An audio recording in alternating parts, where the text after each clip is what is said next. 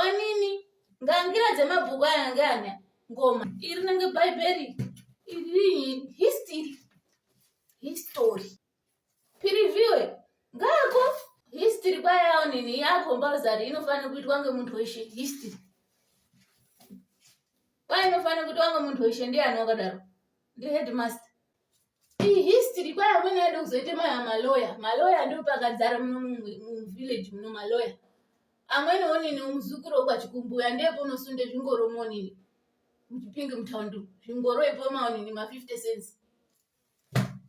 siyai ndakati itai chii ngatotora agriculture ana fashion zvemaoko building onini woodwork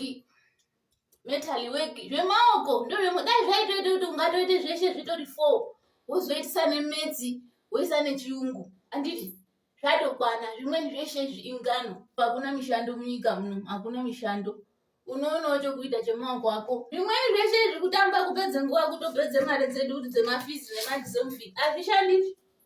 azvishandi one mngomadhevi vakagara vanoite kugara masoro evantu akadzara makwenu asi vane dhigiri reone rebhengi vanoshande kuri kubhengi kwavanoshanda kuna mabhengi kuna antu ane mari achaise mari mubhengi kuri ebve pari mari yacho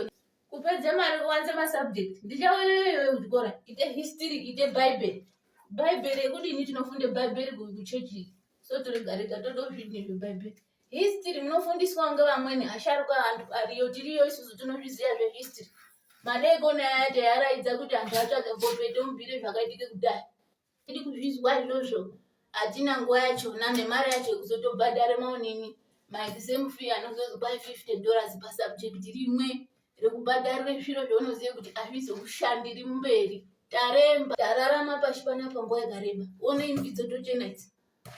tinozive zvakaitike kudhaya tinomutsanangurira kana iriyo ndaa yachona hazvina ndaa zvitipedzeri chiro bhaibheri iri tinorifunda kuonini kuchechi inomubhire gwinyiso ndagara ndapona pashi panapa panyika panapa ndararama ndaone zvakawanda pashi panapa anorema kuti 10 kg kurema muntu mwana airemerwa kufunde chi haiwa kuti ngangira bhuku kudai kuti kwai mwana ngafunde musatikhathaza isusu uya mutori mabhuku enyu muende asi ndichawai kuchikora ndobhuya nawo headmaster anorema mabhuku petudzai pamwaka matori kulibrary movapa nini vasekuru munyai vanoshande mulibrary vaya ndovaziya munovapa asati aryiwa ngemakonzo uno makonzo ari mumbatso muno maanototenga tei vantu tiendai zvakanaka musanyaganga nokuchukuto mionini mwikanwa mazino ngemichukuto michuma mogume paonini paBhati paya motora michuma yenyu chukute mwikanwa tingatoremba zvezviro zvekuchikora kuti khataza ndichava ndobhuya nawo headmaster